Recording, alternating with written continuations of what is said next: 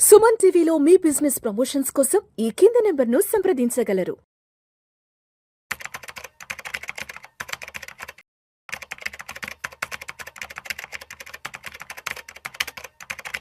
Hello నమస్తే welcome. ప్రస్తుతం మనతో పాటు స్టూడియోలో certified personal financial planner Sairam గారు ఉన్నారు. వీరితో ఈరోజు కొన్ని విషయాల గురించి మనం డిస్కస్ చేద్దాం. హలో అండి సాయిరామ్ గారు. నమస్తే మేడం.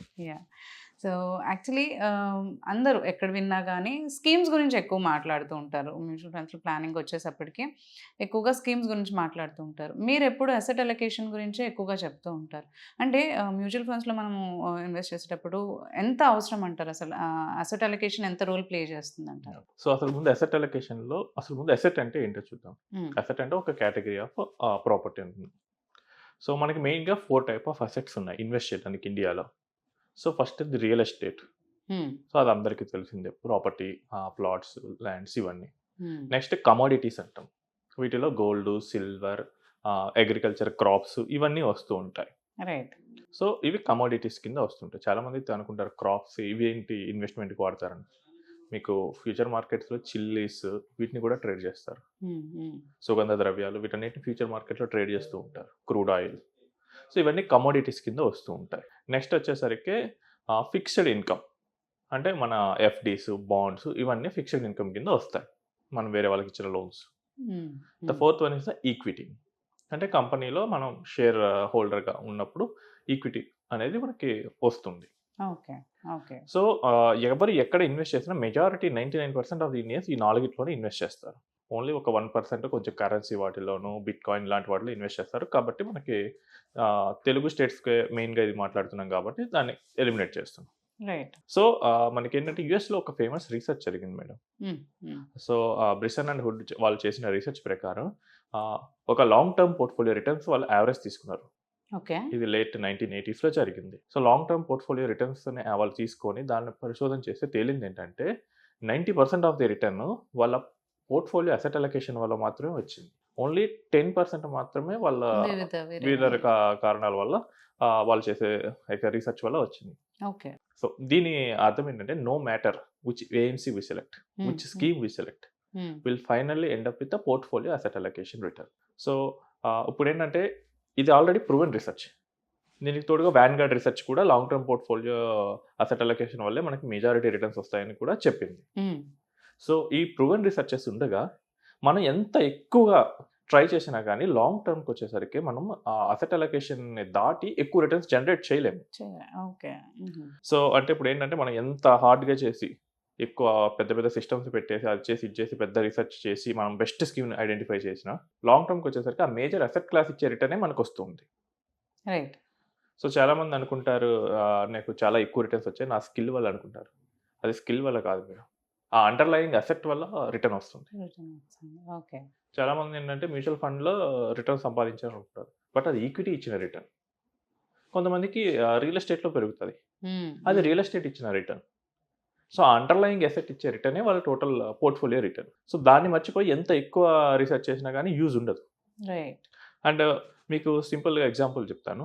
నేను బ్లైండ్గా ఒక 20 years బ్యాక్, మేబీ 2006 జనవరిలో బ్లైండ్గా ఒక లార్జ్ క్యాప్ ఫండ్లో ఇన్వెస్ట్ చేశాను. 20 years. ఓకే. సో నా రిటర్న్స్ తీసుకుంటే కనుక నేను చూశాను మెజారిటీ ఆఫ్ ద రిటర్న్స్ ఒక 12 to 13% మధ్య ఉన్నాయి. సేమ్ టైం ఇండెక్స్ కూడా అంతే ఇచ్చింది. సో అంటే కొంతమందికి 12 ఉండొచ్చు, కొంతమందికి 13 ఉండొచ్చు. సో ఇదేంటి, నేను బ్లైండ్గా ఏ స్కీమ్ సెలెక్ట్ చేసినా అలానే వస్తుంది. ఓకే. సో దీనికోసం మనం ఎక్కువ వరి అయితే ఏమవుతుంది, ఉన్న అసలు కాన్సెప్ట్ని మనం మర్చిపోతాం. అండ్ ఈ అసెట్ క్లాసెస్ కూడా స్ట్రైట్గా ఏం పెరగవు మేడం. ఒకసారి గోల్డ్ పెరగచ్చు, ఇప్పుడు మనం చూస్తున్నాం గోల్డ్, సిల్వర్ ఎలా పెరుగుతున్నాయి. ఒకసారి స్టాక్ మార్కెట్స్ పెరగచ్చు, 2 years బ్యాక్ బాగా పెరిగాయి. ఒకసారి రియల్ ఎస్టేట్ పెరగచ్చు. సో మన పోర్ట్ఫోలియో ఏంటంటే ఎప్పుడైతే అవి పెరిగేటప్పుడు మనం వాటి వెయిట్స్ని కరెక్ట్గా పెట్టుకుంటే కనుక ఆ రిటర్న్ మనకు వస్తుంది. ఓకే. సో పడిపోయిన వెంటనే మనం వాటిని కొనాలి, బాగా పెరిగిన వెంటనే సెల్ చేయాలి. ఇది అసెట్ అలొకేషన్ చెప్తుంది. ఇది కనుక మనం డీవియేట్ అయ్యి స్కీమ్స్ మీద మనం ఎక్కువ ఫోకస్ చేసామనుకోండి, సో స్కీమ్స్ మనం పోర్ట్ఫోలియోలో పెట్టుకుంటాం. ఇది ఏంటంటే ఈ స్కీమ్స్ మళ్ళీ మ్యూచువల్ ఫండ్ మేనేజర్ కూడా వాళ్ళు ఇంటర్నల్గా అసెట్ అలొకేషన్స్ చేస్తూ ఉంటారు. ఏ సెక్టార్కి ఎంత పెట్టాలి ఏంటి అచ్చా ఇవన్నీ. ఓకే సో దానికి అడిషనల్గా మనం చేసేది ఏముండదు. అప్పుడు ఏంటంటే మనం యావరేజ్ రిటర్న్తో మిక్స్ అయిపోయి ఉంటాం. చాలా మంది అనుకుంటారు మా పోర్ట్ఫోలియో నేను సెలెక్ట్ చేస్తే కనుక యావరేజ్ కన్నా 4-5% ఎక్కువ జనరేట్ చేయాలి ఆశతో ఉంటారు. బట్ చాలా మంది చేసేది ఏంటి, వాళ్ళు గోల్డ్ తీసుకుంటారు, రియల్ ఎస్టేట్ తీసుకుంటారు, లేదా ఈక్విటీలో large cap, mid cap, small cap తీసుకుంటారు. సో ఇలా తీసుకున్నప్పుడు మీకు లాంగ్ టర్మ్ ఏమవుతుందంటే మార్కెట్ లింక్డ్ ప్రొడక్ట్స్ ఇవన్నీ. Real estate market linked, gold market linked, ఈ large cap, mid cap, small cap కూడా మార్కెట్ లింక్డ్. వీళ్ళకి ఏమవుతుందంటే లాంగ్ టర్మ్ ఏమవుతుందంటే మార్కెట్ లింక్డ్ రిటర్న్స్ మాత్రమే వస్తాయి. అంతేగాని నాకు ఫర్ ఎగ్జాంపుల్ మార్కెట్ ఒక 15% ఇస్తే getting 25% is not possible.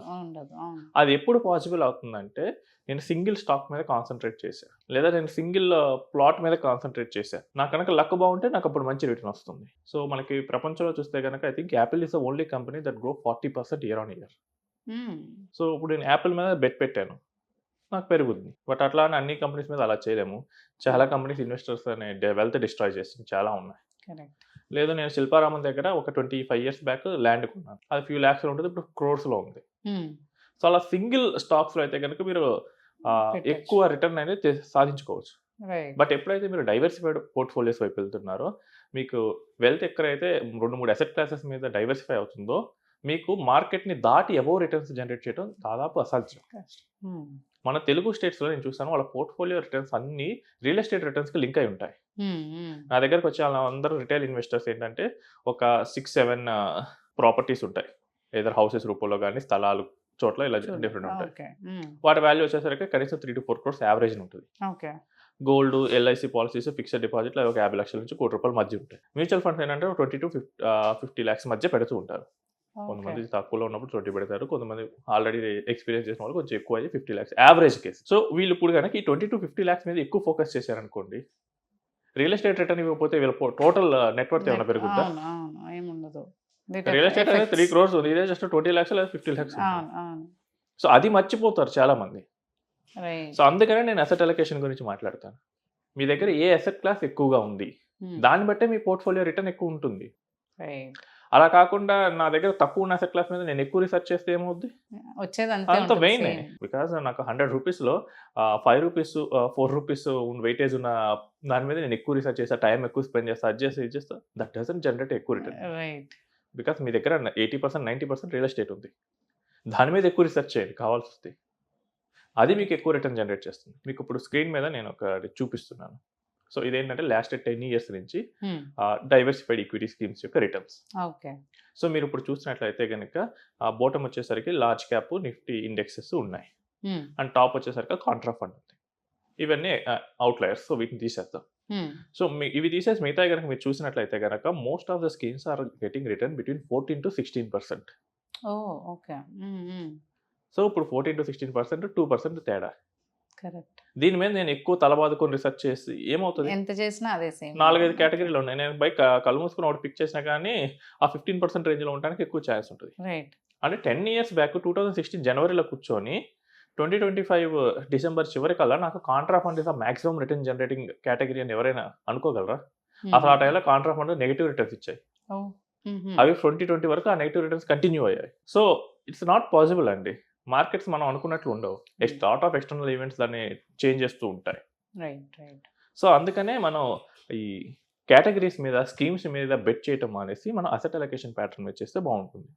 And for example ఇప్పుడు ఇది చూడండి, మీకు ఇప్పుడు సెక్టోరియల్ మీద కూడా చూపిస్తాను. సో సెక్టోరియల్లో కూడా మోస్ట్లీ మనకి 9-18% డీవియేషన్ ఉంది. సో అది కూడా మన టాప్ అండ్ బాటమ్ తీసేస్తే అక్కడ కూడా డిఫరెన్స్ మనకి 2-3% మధ్య కనిపిస్తుంది. సో మనకి రిటర్న్ ఎలా వస్తుంది, మన ఈక్విటీ సెలెక్ట్ చేసుకుంటే రిటర్న్ వస్తుంది. ఆ ఈక్విటీలో సెక్టార్ అనేది ఒక పార్ట్. అంతేకాదు నేను స్కిల్తో సెలెక్ట్ చేసుకున్నాను అంటే అది కుదరదు. ఈవెన్ నా హైబ్రిడ్ చూడండి, ఇప్పుడు స్క్రీన్ మీద మీకు హైబ్రిడ్ కూడా కనిపిస్తుంది. బ్యాలెన్స్ అడ్వాంటేజ్ నుంచి మల్టీ అసెట్ వరకు 3% తేడా ఉంది. ఆ 3% రిటర్న్ కూడా mostly due to the percentage of difference between equity. ఒక్కొక్క స్కీమ్లో ఒక్కొక్కలాగా ఉంటుంది ఈక్విటీ. బ్యాలెన్స్ అయితే కనుక 40-50%, మల్టీ అసెట్ 65% వరకు ఉంటుంది. కాబట్టి ఆ ఈక్విటీ రిటర్న్స్ వాటిలో రిఫ్లెక్ట్ అయ్యాయి. సో కొంతమంది ఏంటంటే బ్యాలెన్స్ అడ్వాంటేజ్ నాకు బాగా సూట్ అవుతుంది, కొంతమంది ఏంటంటే మల్టీ అసెట్ బాగా సూట్ అవుతుంది.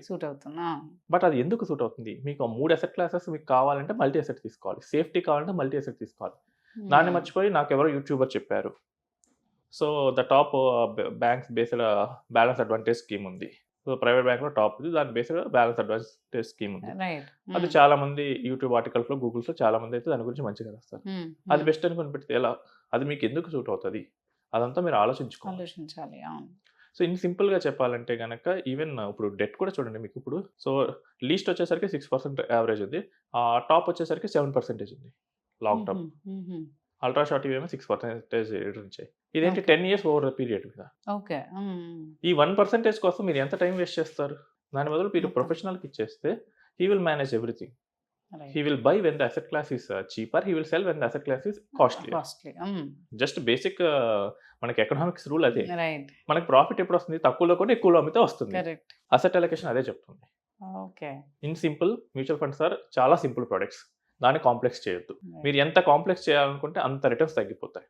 Extensive research and timing the markets ఇలాంటివి ఇందులో లాంగ్ టర్మ్లో వర్కౌట్ అవ్వవు. Okay. And proper qualified professionals కింద మనం గైడెన్స్ తీసుకుంటే ఇంకా బెటర్ వేలో మనం యూస్ చేసుకోవచ్చు. ఎందుకంటే maybe. మనం మార్కెట్స్ని ఎక్కువ చూసున్నాము అండ్ మనం ఏంటంటే మన వ్యూ ఎప్పుడు మనం సింగిల్ పోర్ట్ఫోలియో మీద లింక్ అయి వెళ్తూ ఉంటుంది. ఉంటాం. అదే కనుక మన ఎక్స్పర్ట్స్ మీట్ అయితే వాళ్ళు 100 మందితో కలుస్తూ ఉంటారు, మాట్లాడుతూ ఉంటారు. They can have a knowledge, మనకన్నా ఎక్కువ నాలెడ్జ్ ఉంటుంది పోర్ట్ఫోలియోస్ Right. మీద. రైట్. సో దట్ వాళ్ళు మనకి బెటర్గా పిక్ చేయగలరు. రైట్. సింపుల్గా ఇప్పుడు ఒక సర్జరీ చేయాలి, నేను మొత్తం మెడిసిన్ సిలబస్ మొత్తం చదివి నాకు నేను సర్జరీ చేసుకుంటే బాగుంటుందా, లేదా ఒక ఎక్స్పీరియన్స్ సర్జన్ డాక్టర్ దగ్గరికి చేత వెళ్తే బాగుంటుందా? చేయించుకోవాలి. రైట్. ఈవెన్ నేను ఆ థియరీ మొత్తం చదివాను, బట్ ఆ ప్రాక్టికల్ ఎక్స్పీరియన్స్ లేదు. But surgeon has a practical experience. Experience. అది matters a lot. Right. So correct. దాని ప్రకారం మన ఎక్స్పీరియన్స్డ్ పర్సన్స్ని అడ్వైస్ తీసుకొని దాని ప్రకారం వెళ్ళొచ్చు. అంటే ఒక పర్సన్ నచ్చకపోతే ఇంకో పర్సన్ దగ్గరికైనా వెళ్ళండి, but Right. Go for an adviser. Adviser. Right. Yeah. Thank you అండి. Thank you so much.